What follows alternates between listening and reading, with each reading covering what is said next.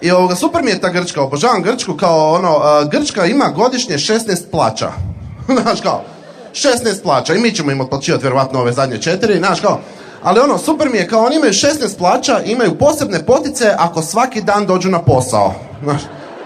I ako ostanu puno radno vrijeme, znaš, i onda se čude zašto su u krizi, znaš kao, super mi je, znaš, oni sad očekuju da ćemo mi u Europskoj uniji otplaćivati dugove, znaš, kao halo, kao, nama treba 500 milijuna eura, kao znaš, možete nam dati te novce iz Europske unije, znaš, kao, a ne može, kao, pa otkud ja isplatim 16. plaću ljudima, znaš, pa 16. mjesec je najteži, jebo, znaš, tako da drago mi je da smo, hvala.